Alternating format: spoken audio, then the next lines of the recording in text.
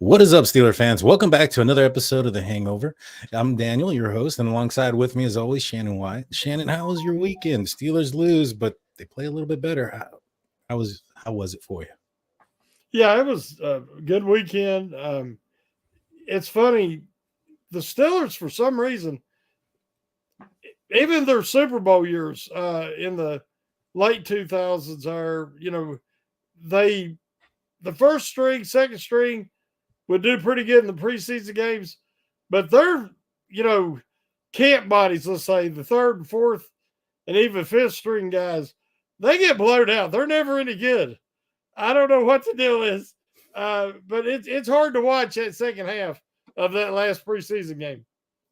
Yeah, I agree. I would be lying if I said I finished the game all the way through.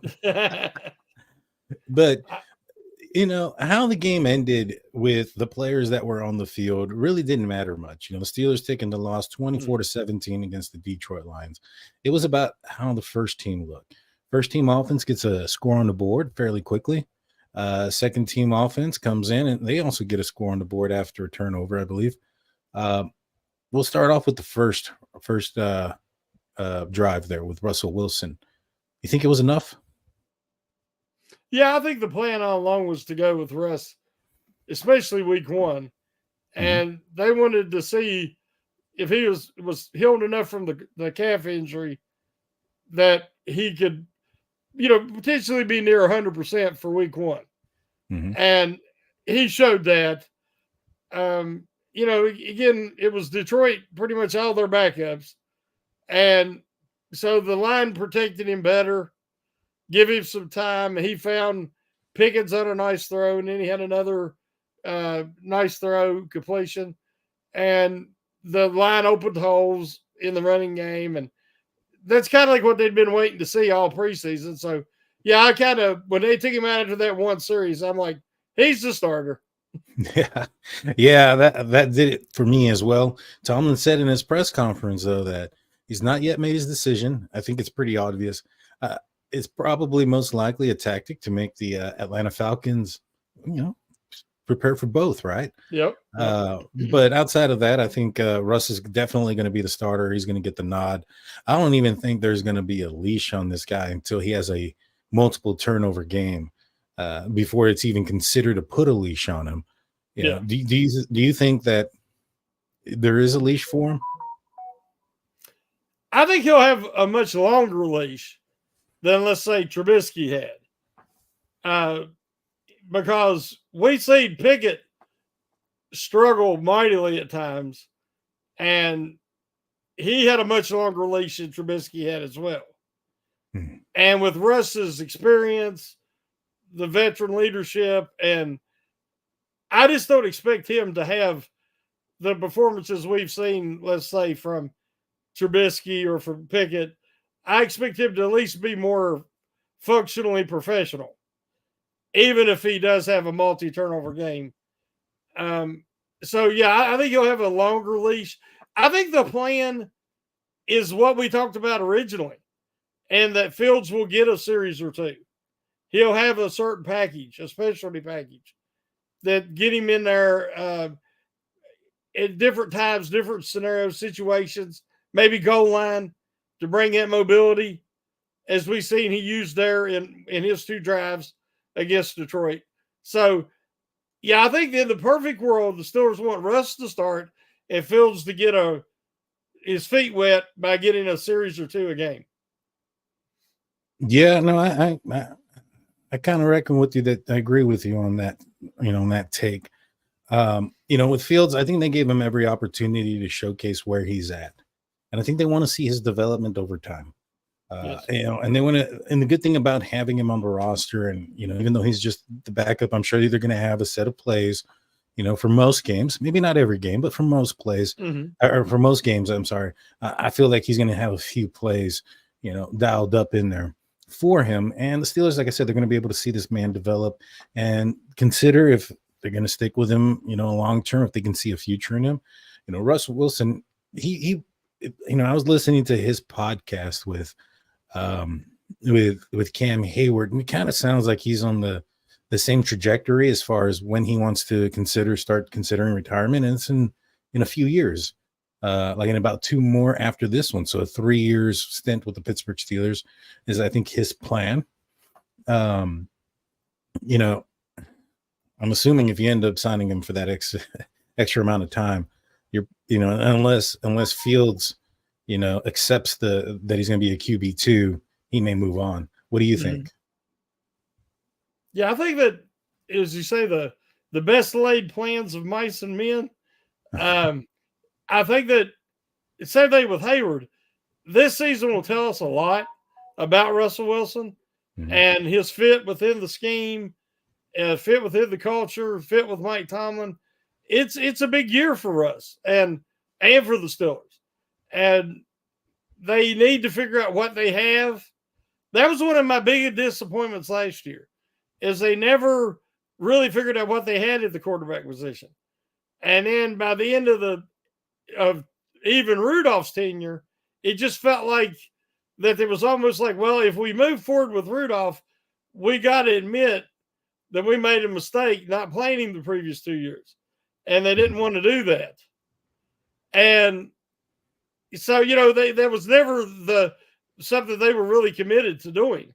So this year, I hope that they do come out of this season, at the very least, with a better idea of what they're going to do with the quarterback position moving forward, even if that means moving up in the draft or trying to sign a competent free agent that they feel like has franchise potential.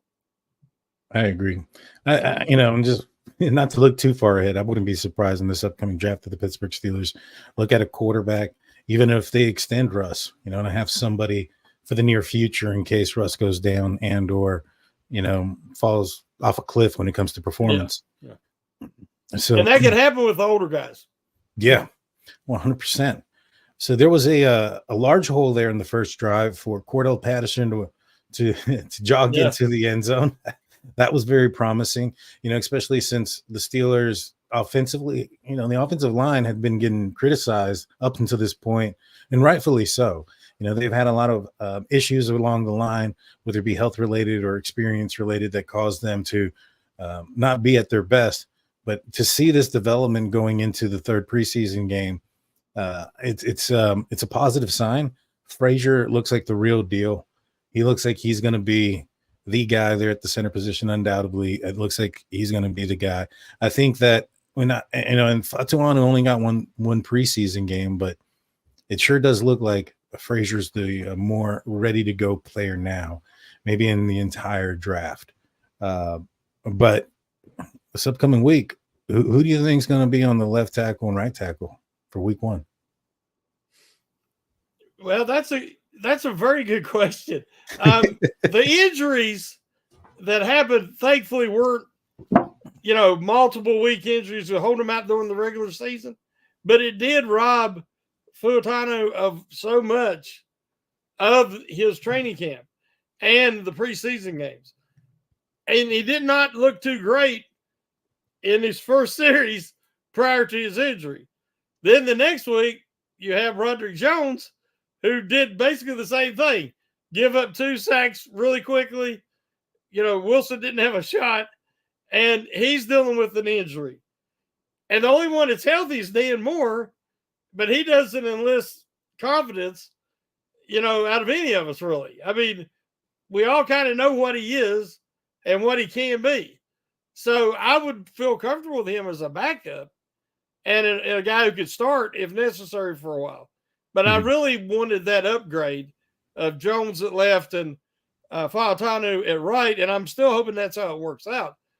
But Frazier's the real deal, guys. I mean, if you watched Frazier this preseason, about all the Steelers' big runs come on key blocks by Frazier. He works great in tandem blocks with Siamalu and Daniels. He seals and turns. His footwork is exquisite. He just needed to adjust to the professional game and calling out protections and stuff of that nature. But we know his work ethic and his intelligence. He picked that up very quickly. And whether Herbig would have got hurt or not, Frazier was going to be the starter all along. I agree with that. I think that it was a situation of you got to earn it, and for Frazier, and I think he has, and I think he's proven himself quite well. We have a super chat coming in from Dennis Polvac. Says, I think right now it's Moore and Jones, unfortunately. You know, I'm going to go ahead and agree with him, and also agree with the unfortunately aspect as well. I just think it's a little bit risky to go out there with a rookie center, a rookie right tackle, and a first year left tackle, and Broderick Jones in his second year. And these guys haven't played that position together, with starting reps or with any reps at all up to this point. Maybe perhaps you had those three guys on the line, but it wasn't with James Daniels and Seumalu with the second team when they were early on in training camp and rookie camp. So I think that could be very concerning. So I think they're going to have to bring in Fatuanu, maybe not necessarily so slowly, but it might take a couple of weeks, because from what I understand, he hasn't even started practicing yet. And I think that's concerning, to just go in, get on a moving train for a rookie offensive tackle. To do that, that's it'd be impressive if he can accomplish that. I think he's athletically, he's a stud. I mean, his footwork, he's so light on his feet. He can reach the second level. He's great for the outside zone because he's so mobile. But you're asking so much of a rookie who missed the majority of training camp, only got, I think, 2 series of preseason games, to come in and start week 1. I think that maybe even week 2, if he's fully 100% healthy, that you might could see him, especially if they struggle out of the gate because I assume it'll be Jones on the right side. And I can see him struggling with that elbow injury. He needs to be on the left side where he can kind of compensate and hide that injury a little bit. On the right side, it's glaring because, that's his leverage arm. That's his hook arm. And he's not one to use it, and he has no punch. So that's bad. But I'm afraid week 1 that if Fatuanu might just not be ready. Yeah, I agree. I think that's a tall ask of a rookie player. I think it's also a tall ask to ask James Daniels to have 2 rookies and one that missed majority of training camp and preseason. I think it's not an impossible ask. These are professionals. They should be able to get on a moving train. But I think it's a tall ask in that. Overall offensively, even with Justin Fields in the second drive there and continuing while he was still out there, they looked impressive. Altogether, Justin had that one pass over the middle to Pruitt that was on the money. I mean, those were the kind of throws that was nice. Yeah. Those are the kind of throws that we were hearing that was coming out of practice and training camp and those type of things that hadn't, made it to the stadium level. It was good to see it. It was good to see. I was impressed thoroughly with their entire performance. It was short-lived. I would have liked to have seen more personally. It felt a lot like last preseason where the offense did something really quick and then they got off the field. And so that's the only thing that I didn't like about it. But this also was the 3rd preseason game. You really don't want to put anybody out there longer than you have to, and then, have to deal with an injury, of course. Well, we're done with the game before. Now we're going to talk about, the 53-man cuts. Are there going to be some surprise starters, some surprise cuts? But we're going to take a quick break. Don't go anywhere. We'll be right back after a few words from our sponsors on the YouTube side. Stay with us. Also, check out the link below. There's a little promo for DraftKings if you're interested in.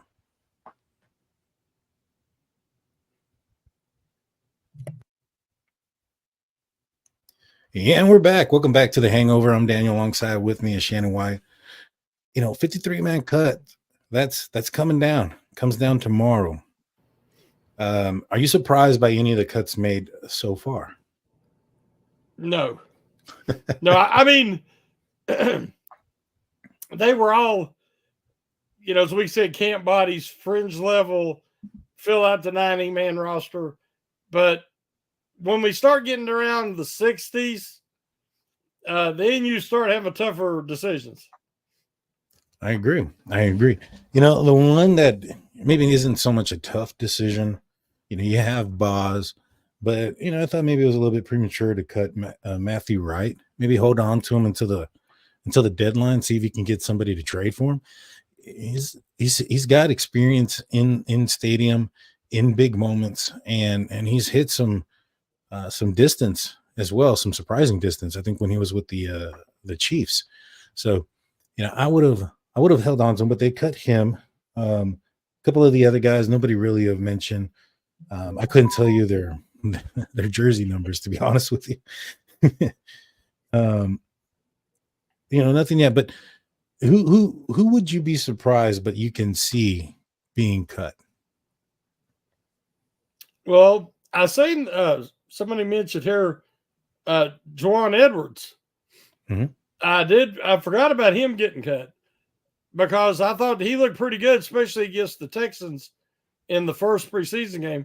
And I thought he was kind of a little bit of a Warren clone, similar size and certain abilities.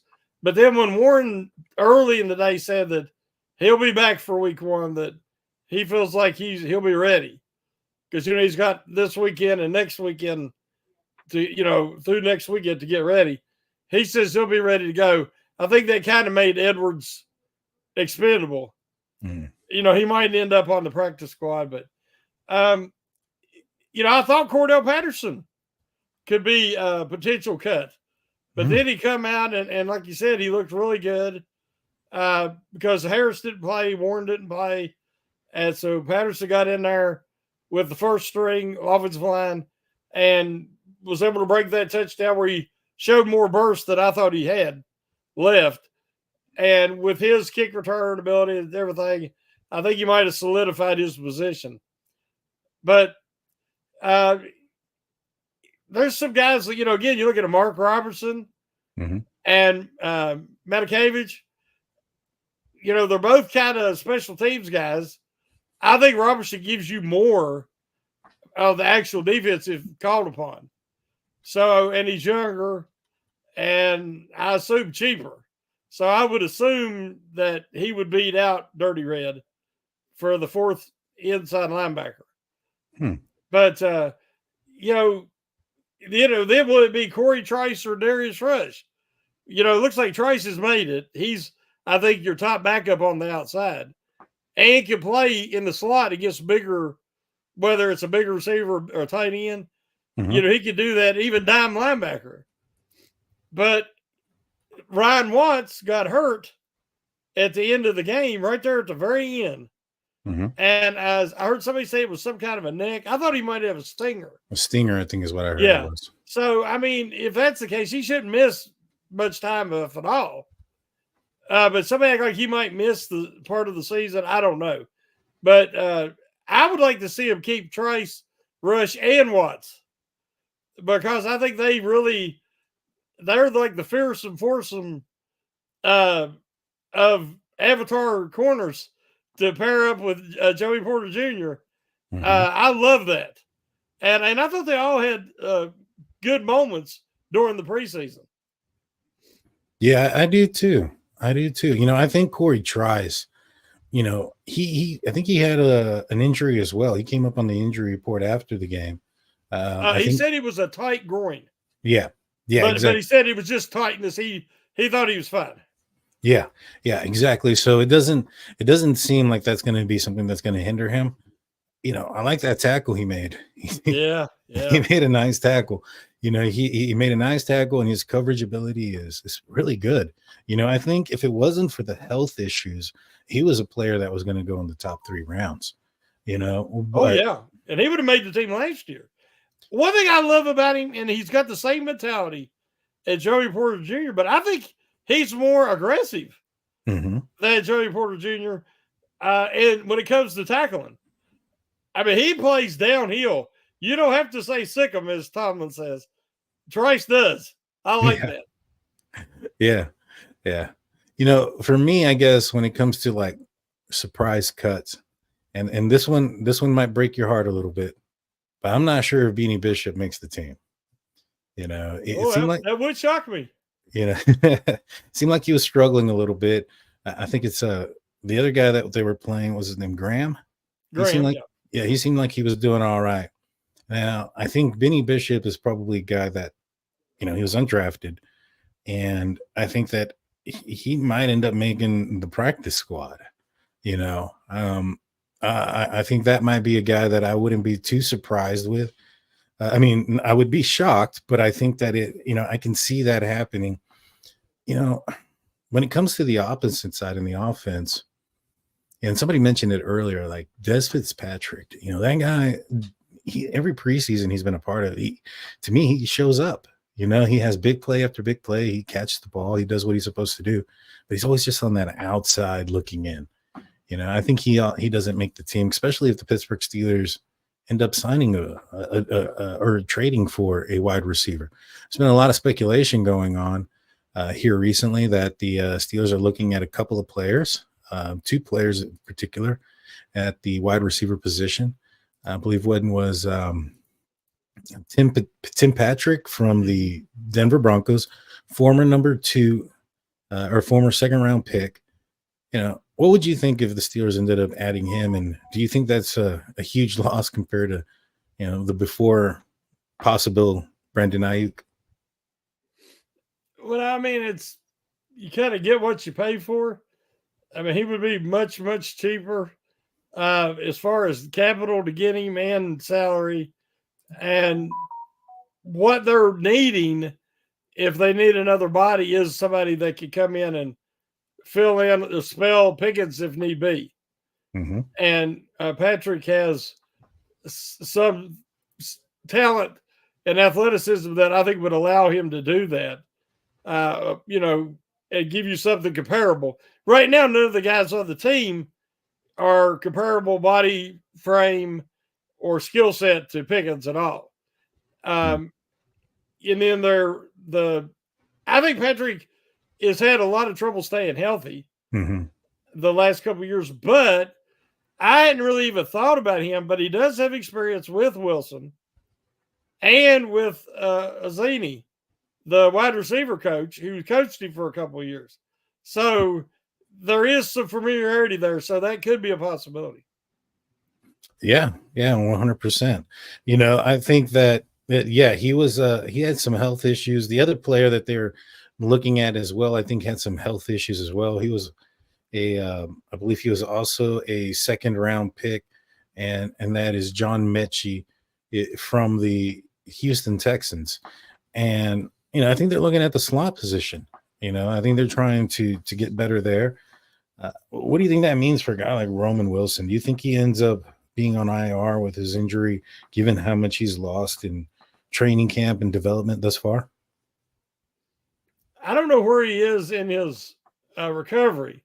Mm-hmm. It's almost like if he was a later round draft pick and they wasn't expecting anything from him this year, that might be a guy that you just set him out all year and try to let him have a kind of a red shirt season. We've seen that many times.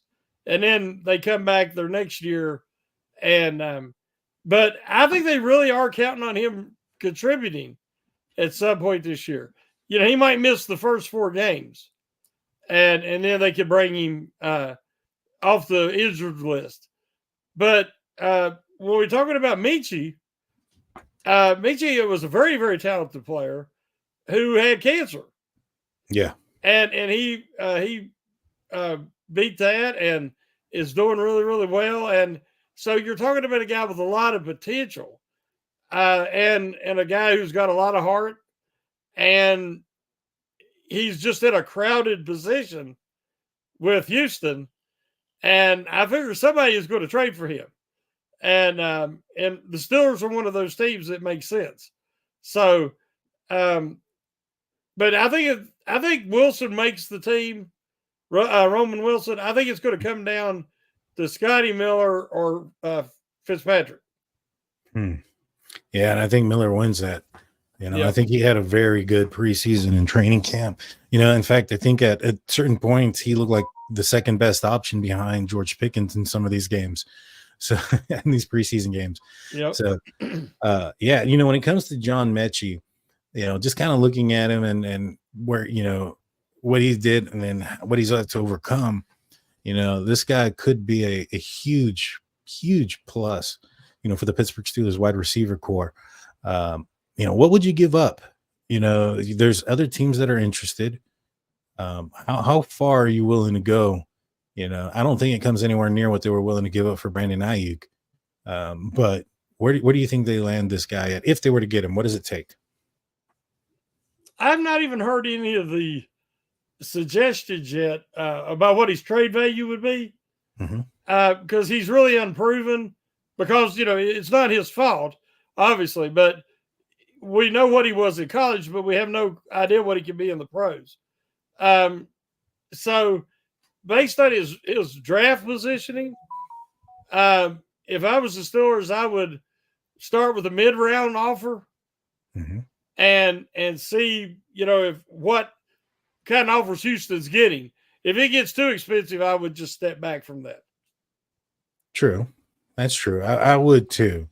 I'm thinking maybe a fourth, Yeah, mid-round. That's what I'm saying. Yeah, maybe fourth or fifth. I think, just based on potential alone. Yeah, exactly. There is a lot of setbacks that he's had. Being diagnosed with leukemia is not something to overcome, but it also does, in my opinion. I mean, I'm not a doctor, but I think it has an effect on the body, and it's one way or another. James Conner was a guy that, we're all familiar with, great player. He overcame, I believe it was leukemia as well, or some sort of cancer. It was, yeah. And, that was one of the questions that was because after his treatment and stuff, he became a little bit more injury prone than he was beforehand, than what was recorded. A lot of soft tissue injuries. Yeah. And I feel like it makes sense. It would almost have to impact that. Yeah. And but again, he doesn't play, running back. I mean, running back is such a physically demanding, high impact position, whereas Mitchie's more of your speed guy. As you said, slot or outside. He would probably be able to mimic a lot of what Deontay Johnson did. Yeah, I agree to that. Dennis Povalak comes in with another $5 super chat. Thank you so much, Dennis. The problem is we don't really have draft capital to trade in next year's because we can't trade our 4th round pick. But don't we have like 10 draft picks next year, though, the Steelers? I'm not sure, to be honest. Let me see. I'm going to look it up. but get a 5th, I might get the job done as well. Yeah. Especially if he's in danger of being cut. It just depends on what the interest is in him.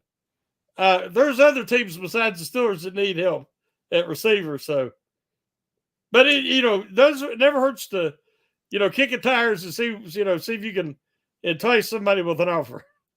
Yeah.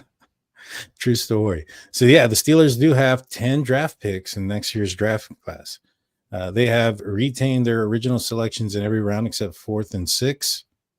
The Steelers send their 4th and 6th round pick to either one to Chicago based on the Justin Fields condition. Yeah. So right now, unless there's an injury, it's probably going to be a 6th round pick for Justin Fields. I don't know, man. That's a lot of draft picks. Steelers aren't going to draft 10 players next year. I don't think that's ever happened. No.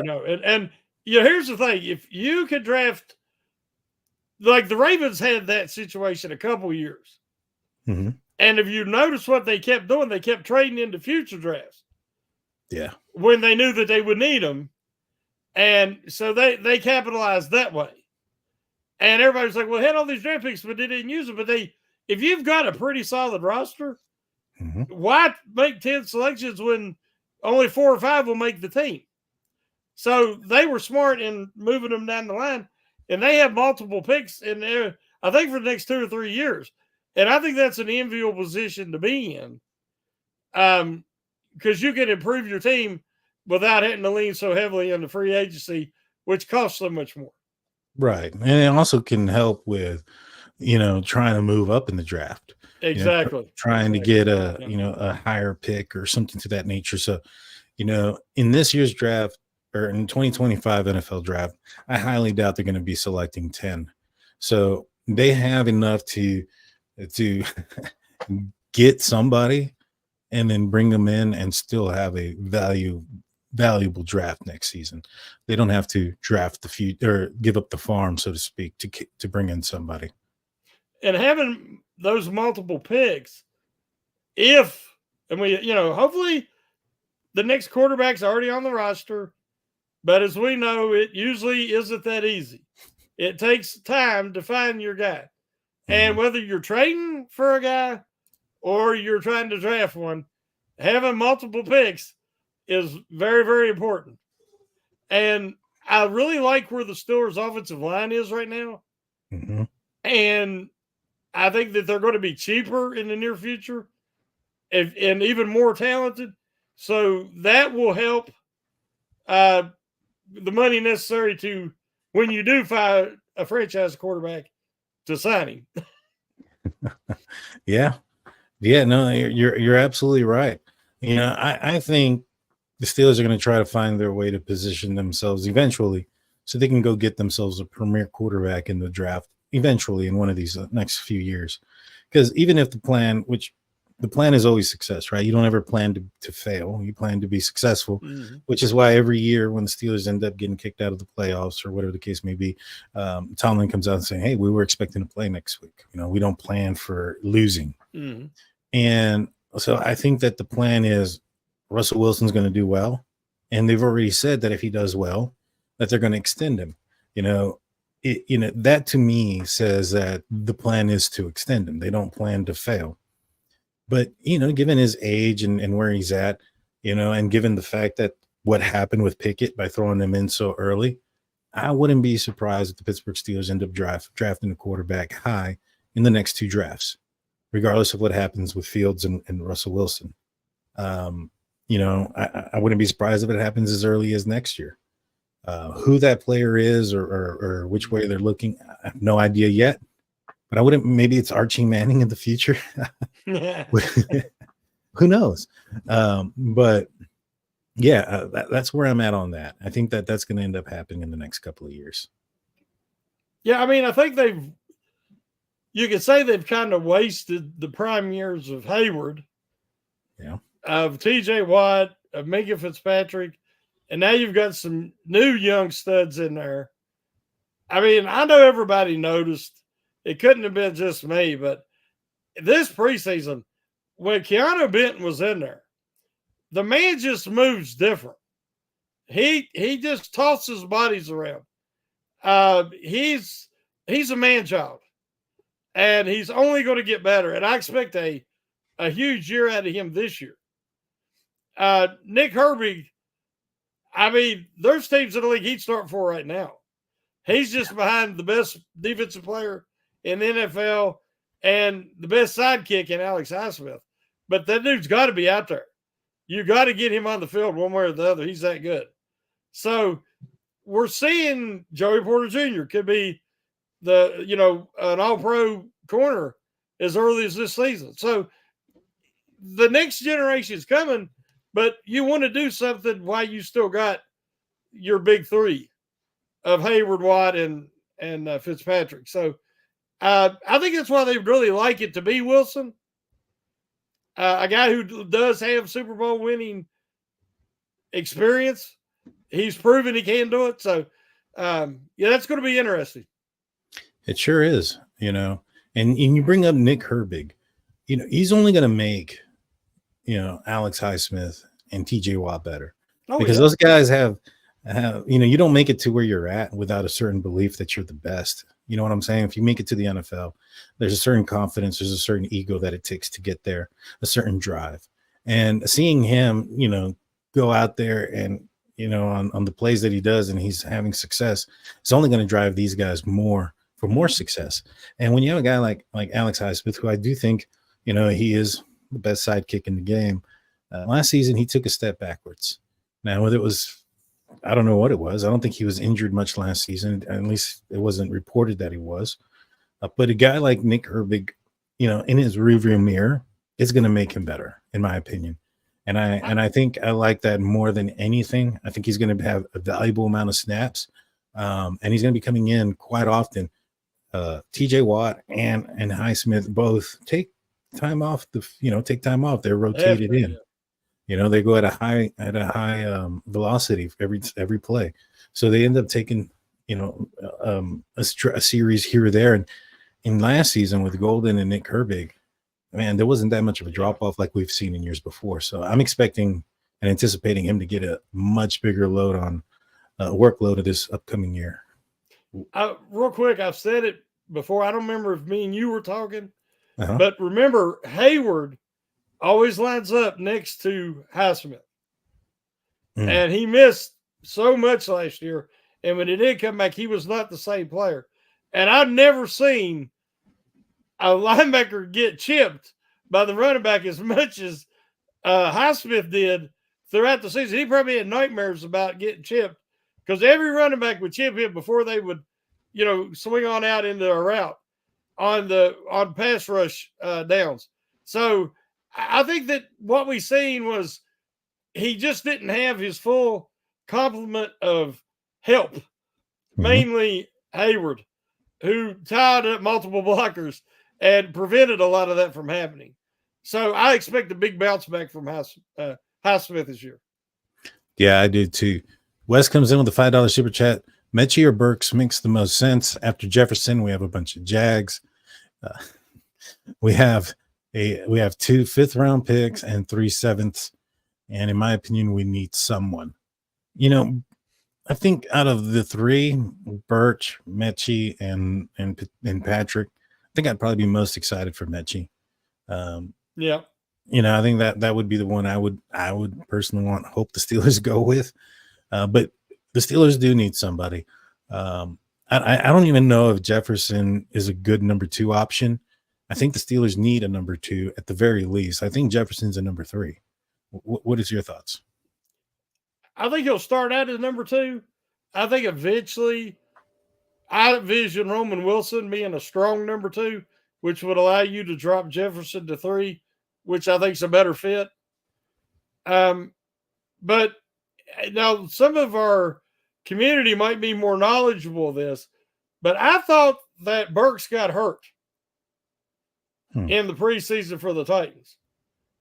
And so I'm not even sure if he's an option right now because I thought he got injured, but I could be wrong. Yeah. Because I was thinking about him as well because of being a big body receiver, strong, that can maybe, take that side that if Pickens was out. But then I thought he got injured, but I could be off. Yeah, I'm seeing a post here. It says Titans wide receiver Treylon Burks back on the practice field after injury scare, and this was 4 days ago. So there probably was some sort of possible injury. It turned out not to be serious. Yes. Well, that's good. That's definitely good. Yes. Yeah, he is definitely a bigger wide receiver. He's not. I know he comes from Tennessee, but he wasn't drafted by Arthur Smith. I think Arthur Smith already left to the Falcons when Burks was drafted. So there wouldn't be, that connection, but he is a bigger guy. He does kind of fit the receivers that Arthur Smith was successful with, especially there in Tennessee. Yeah, he'd be all right. But do you see him as a 2 or a 3? I think that Burks definitely has the talent to be a 2. When he was with Arkansas, he was the man. I mean, everybody keyed on him, and he still produced. He's in the right, used correctly in the right system. The guy he's so strong and physical, and he can catch the ball away from his body. I think in Arthur Smith's offense, he would have been a much better fit than he was after Smith left. And so he never got the benefit of playing with Arthur Smith in that system. So he is a possibility. A guy that there's even been talking he might get cut. So the Steelers might have an opportunity to take a swing at him without even having to trade. See, if you trade, though, you guarantee that you get the guy. Yeah. So, it's something they're going to have to look at. But I'm like you, Mitchie's the one I'd be most excited about. Yeah, I would definitely too. I don't think he's a number 2 either yet, but I think that's just because of him not being proven. I think that, once we see him out there, and when you have a guy like George Pickens on the other side, and even a Van Jefferson, and you have Pat Freiermuth that could be out there catching passes, that's going to leave number 2 and especially number 3 some pretty favorable matchups, in my opinion. And a guy like either Treylon Burks or Mechie, I'm just saying, I think that they would be able to capitalize on something like that. And really, if they can, seize that moment, they'll jump up pretty quickly, in my opinion. I like Wes. Wes is like me. And a lot of times we get a little greedy and our eyes get big. Yeah. And said if he gets cut, you still get Burks and trade for Mitchie. I mean, I agree with him. I don't see a problem. Especially when you got all them extra picks next year. And, I wish that a lot of this could have happened earlier where they would have had some preseason time with the Steelers and training camp. But that's the problem with the hook right now. I seen a post that the Steelers still think they're in that and that it could happen as early as tomorrow. But even if you do, there's no more camp. It's just you're going to be a crash course in the offense with your teammates at practice to try to get ready for the season. It's not optimal. And giving up what they're going to have to give up, you wish it would have happened earlier. Do you think that the value for a guy like Brandon Aiyuk is increasing or decreasing given the fact of how close we are to the 53-man cut and how many other players in the same position are going to be available? I don't know if it's necessarily decreasing, but you're seeing teams like the Steelers and other, like the Patriots the Browns tried to get him. Now there's other options that are going to be out there. And, it's not really helping him at all because he already knows what the Steelers are willing to offer him. And he knows what the 49ers will have to offer him, which I think it's like $31 million versus the $28 million the Steelers offered due to state taxes. So I think that, he's kind of backed himself into a corner, and the Niners did the same thing by not pulling the trigger earlier when his value was even higher. And it's not going to work out optimally for either team. Even if the Steelers get him, like I said, it's going to take a while before they can fully capitalize on having him. Yeah, and they're going to have to pay him a big amount of money. Yeah.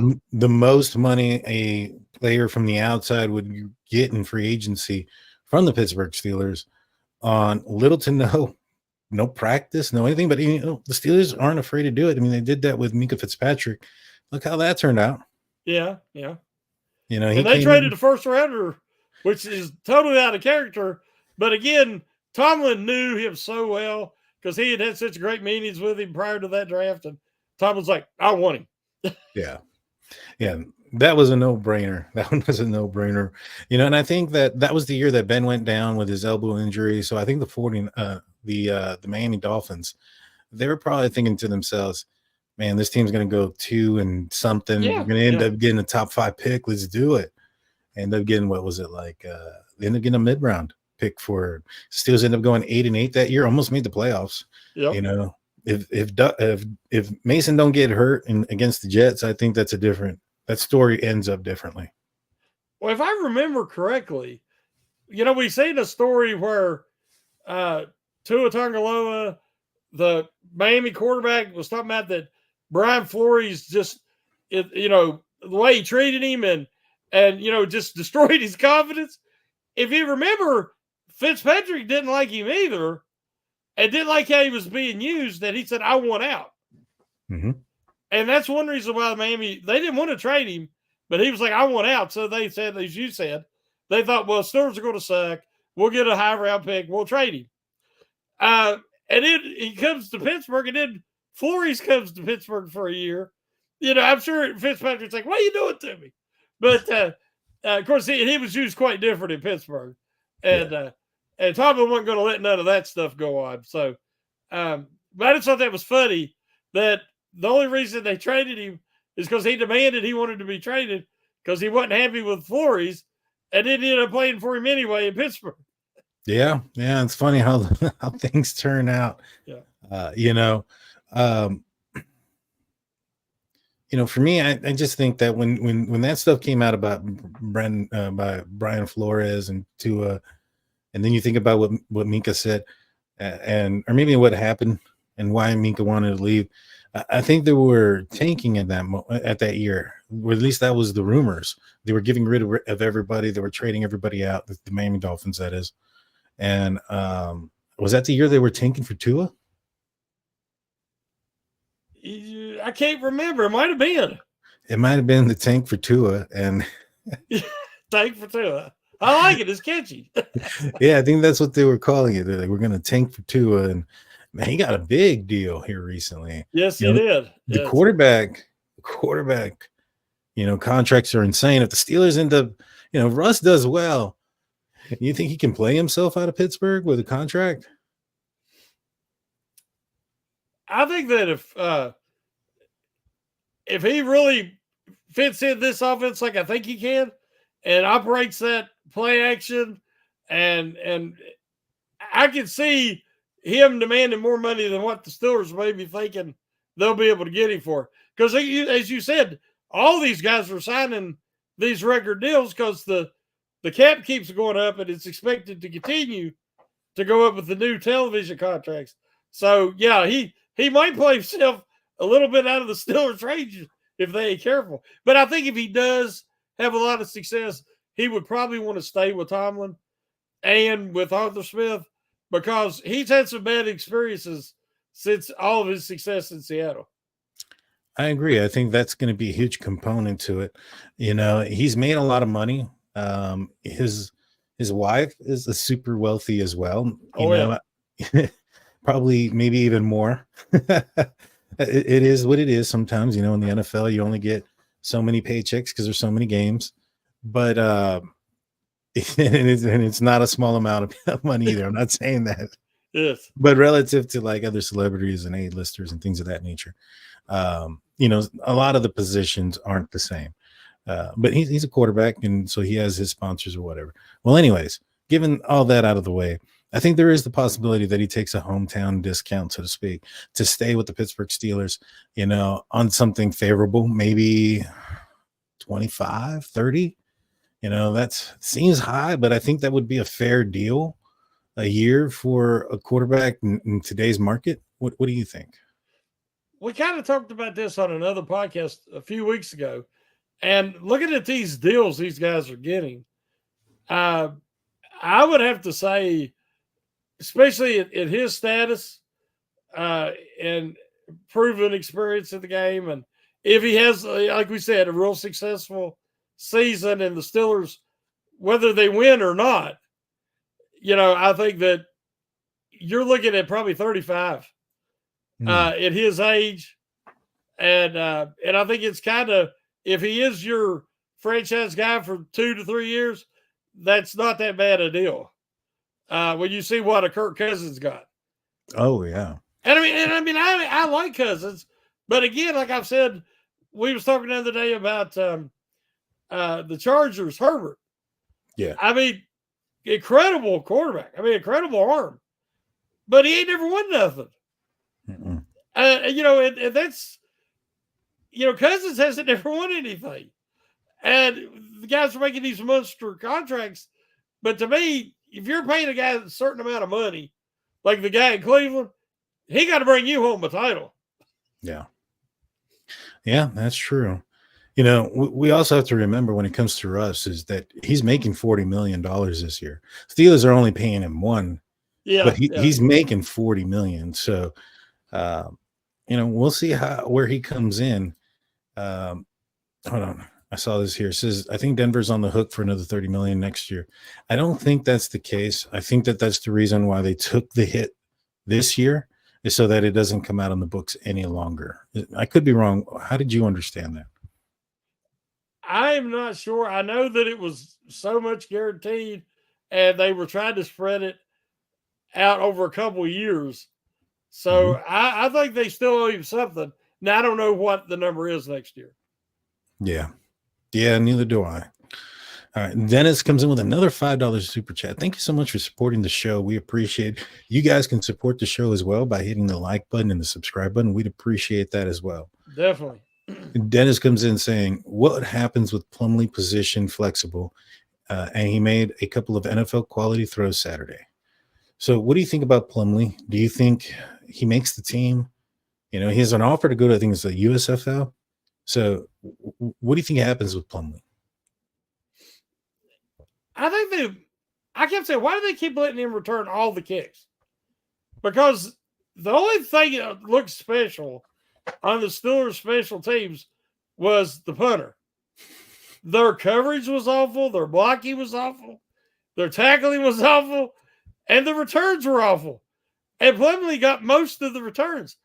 So to me, they wanted to give him every opportunity because they really are interested in him. He could go practice squad, go to the UFL or whatever it's called, and try to get some more experience. But the problem is the Steelers basically are considering him an Edelman or a Welker, a guy who's is switching from quarterback to wide receiver, being more of a gadget guy. I mean, he's very talented athletically, but he's not super talented for a wide receiver. He is for a quarterback, but then he's short for a quarterback. So I think it's a feel-good story, and I like the kid, but it's practice squad or, as you say, the UFL. Yeah, I'm not entirely sure he makes the team. I think that the Steelers were holding off on Cordell Patterson getting that position, and they were holding off this offseason. They know what he can do as a returner. Although this is a different setup and different formation and different rules than what he's probably accustomed to, than anybody and everybody's accustomed to. But at the end of the day, he's a professional, and he is a guy that has a history of being able to return the football and kickoff. So I think his resume speaks for itself, as Tomlin would say. And I think that he's going to end up being that guy. I got a question. Yeah. And I want to ask our community as well. Do you like the new kickoff rule? Because I will say up front that I hate it. I mean, there's going to be more kickoff returns this year. Not every kickoff return injury was a concussion. And I know they want less high-speed collisions, and they think this is going to do it. But there's going to be actual more plays where last year it was a lot of kicking out of the end zone and started at the 25. I'm fine with that. I mean, every time the Steelers bring it out of the end zone, they either don't get to the freaking 25 or there's a blocking penalty and they start back at the 15 or something. I hate when they come out of the end zone. And they never have blocked well on returns. And it's a hold, it's an illegal block in the back. It's some kind of ridiculousness because Danny Smith cannot coach return teams. And since the last guy they had was any good at it was AB. I think Brown, he was exciting sometimes, but I just don't like the new setup at all. And it can be confusing. What do you think? I like the idea of it going into the year. I like that idea of it, but in practice, it looks gimmicky. It feels gimmicky. It does not feel and doesn't feel like professional NFL football. Nope. I think it was cool in the XFL because that's, there's more gimmicks in the XFL. At least that's what I remember seeing growing up. They used to have this thing where, not this, version of the XFL, but the original XFL. Yeah. The way you used to be able to get whoever won the decision if they wanted to kick or receive was based on they laid on the floor, and whoever got up faster and ran across and picked up the ball or something like that got the ball first. Did you see the game? I think it was Canadian football. Where they missed the field goal. But that if you miss the field goal and it still goes out of the end zone, clears the end zone, you get 1 point. even with a missed field goal, and the team won the game. I think it was in Canadian football, but I'm like, oh my gosh, are we going to do something that stupid in the NFL? I mean, leave the game alone. I'm a purist. I grew up watching football my whole life. I love football, and football is pretty much across the board. I'm all for safety protocols, better equipment, all of those things. But when you start messing with the rules, it's like I see two, what do you call them? Hip drop tackles. Mm-hmm. Nothing called the other day. And then there was another one that the guy, he did do a hip drop because the returner was going by him and he grabbed him and he swung. His momentum was carrying him out of bounds and he pulled down the runner and they called it a hip drop tackle. So they missed two and they called one that actually wasn't a hip drop tackle. I mean, that's going to be, when you start messing with the rules, you end up with a subpar product so many times. Yeah. Yeah. And I know some people are asking about the onside. From what I understand, that the onside kick is still there, but you have to inform everybody that you're going to do an onside kick. So the surprise onside, that ain't happening. That's not going to happen. They'll end up getting the ball at the 40 or something like that. Exactly.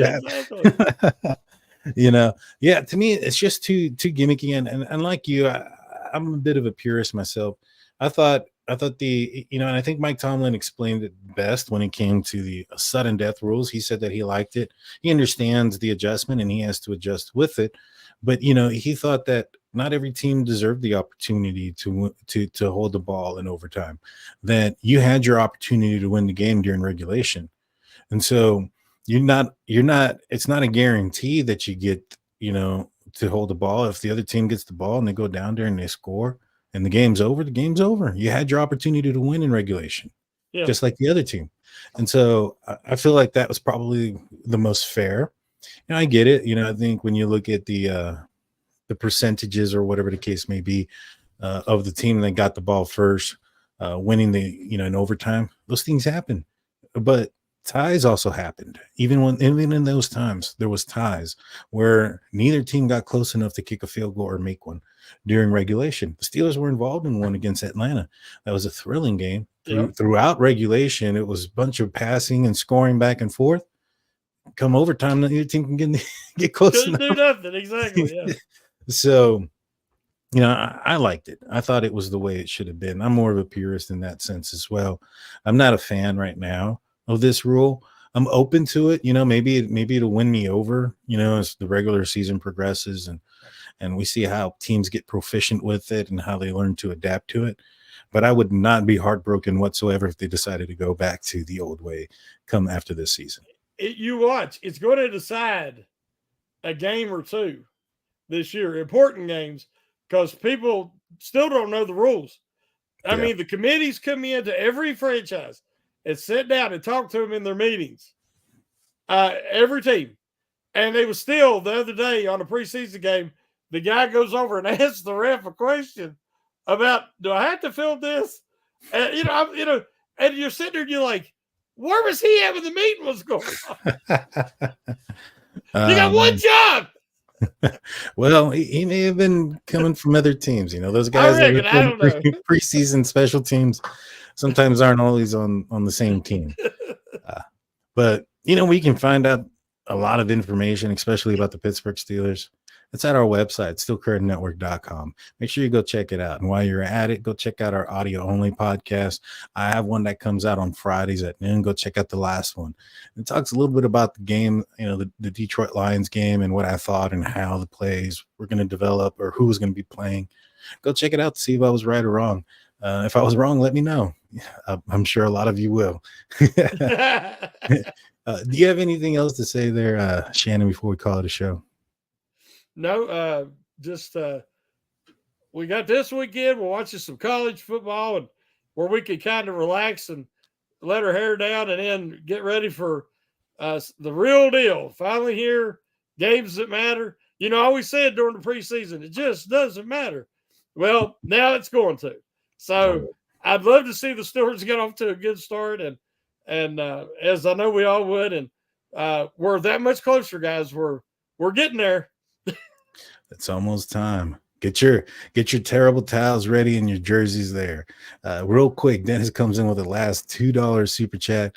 Proves players sleep in meetings. Amen. I guarantee you. Weren't paying attention. Weren't paying attention. Shannon, take us out, my man.